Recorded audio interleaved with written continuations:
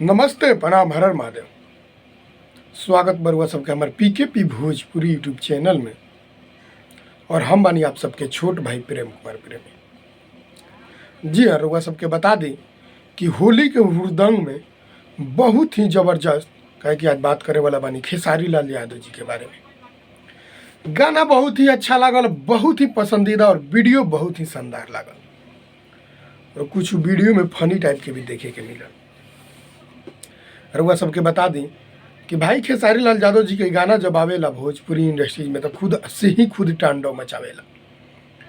अब भोजपुरी में बहुत बड़ा तांडव मचावे वाला आदिशक्ति फिल्म से रिलीज भइल बा गाजा पी के होली में। जी हाँ, बहुत ही ज़बरदस्त गाना और बहुत ही ज़बरदस्त वीडियो गाजा पी के होली में। रउआ सब अभी तक देख लो हम कि बोल बम में गाजा पी के बोल बम बोल या अगरम बगरम वगैरह वगैरह ये सब, मतलब ये सब बोल बम में ही देख लो कम, लेकिन गाजा पी के होली में अभी तक गाना रउआ सब ना सुन ले कम।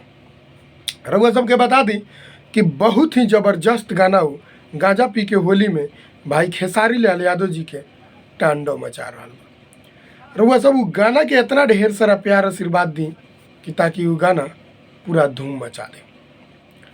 रउआ सब के बता दी कि आदिशक्ति फिल्म से ये गाना के रिलीज कल गई बा और ये गाना के लिखले बनी बॉस रामपुरी जी। जी हाँ, उहे बॉस रामपुरी जी जवन अंकुश राजा जी के एनी टाइम गाना लिखे नहीं, लेकिन उहे बॉस रामपुरी जी आज खेसारी लाल यादव जी के गाना लिखले बनी गाजा पी के होली में। बहुत ही ज़बरदस्त गाना बा और बहुत ही मस्त गाना बा और रउआ सबके सुन के कुछ झूमे के भी मिली और कुछ नाचे के भी मिली।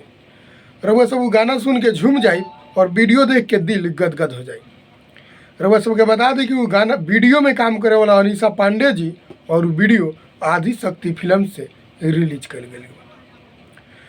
गाजा पी के होली में वो एल्बम आदिशक्ति फिल्म्स के यूट्यूब चैनल से रिलीज कर गई बा और उहे म्यूजिक के श्याम सुंदर जी बनौले बनी और गाना के बॉस रामपुरी जी लिखले बनी।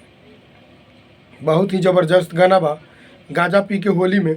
रउआ सब श्रोता ढेर सारा प्यार आशीर्वाद दी भैया खेसारी लाल यादव के और ढेर सारा वो वीडियो के शेयर करी और ढेर सारा प्यार आशीर्वाद दी। और हमारी वीडियो देखा तनी अगर लास्ट तक तो ये वीडियो के लाइक जरूर करब और ये वीडियो के शेयर करी, काहे कि गाजा पी के होली में जे भी भाई वीडियो नहीं के देखले खेसारी लाल यादव जी के जे भी फैंस बा ओकरा पास ये वीडियो पहुँचे और वीडियो आदिशक्ति फिल्म से जाके जरूर देखे गाजा पी के होली में।